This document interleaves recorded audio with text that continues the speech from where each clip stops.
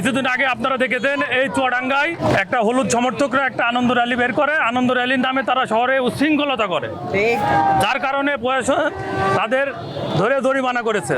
এতে করে সারা বাংলাদেশে এই চুয়াডাঙ্গার ভাবমূর্তি নষ্ট হয়েছে। আসলে ওদের তো বাপদাদার সম্পত্তি রেখে গিয়েছে, আসলে বাপদাদার সম্পত্তি থাকলে সন্তানরা যে বিগড়ে যায়। ব্রাজিলের হাতে আছে 7 আপ, আমাদের কাছে আছে বিশ্বকাপ।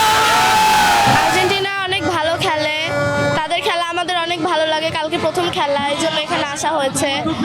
অনেক মানুষ আর্জেন্টিনাকে সাপোর্ট করে, এটা দেখে অনেক ভালো লাগছে আমাদের। এই আর্জেন্টিনা এবারও বিশ্বকাপ নেবে। আমরা ছোটোর থেকে আর্জেন্টিনা, আগামীও আর্জেন্টিনায় থাকবো।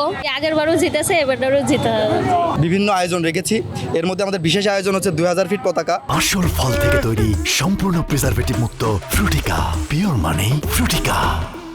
2022 সালে আমরা 1500 ফিট পতাকা নিয়ে যে প্রোগ্রামটি করছিলাম, এটা মোটামুটি শুধু বাংলাদেশ না বিশ্বব্যাপী জানান দিছিল। তারই ধারাবাহিকতায় এবার আমরা 2000 ফিট পতাকা নিয়ে আয়োজন আমরা চুয়াডাঙ্গাতে রেখেছি, যেটা আমরা বিশ্বাস করি যে এটাও আবারও শুধু বাংলাদেশ না বিশ্বব্যাপী জানান দিবে যে চুয়াডাঙ্গাতে আর্জেন্টাইন ফ্যানরা আছে, তারা মেসিকে সমর্থন করছে, পুরো আর্জেন্টিনার টিমকে সমর্থন করছে। হাজার হাজার আর্জেন্টিনা সমর্থকরা এক জায়গায় হয়েছে একটাই কারণ, এবার তারা মেসির লাস্ট বিশ্বকাপ এবং তাদের প্রিয় প্লেয়ার লিওনেল মেসির হাতে তারা আবারও শেষ বিশ্বকাপটি দেখতে চায়। আমরা বিশ্বাস রাখি এবং এটাই আমাদের বিশ্বাস যে এই বিশ্বকাপ এবার আমাদের মেসির হাতে উঠবে।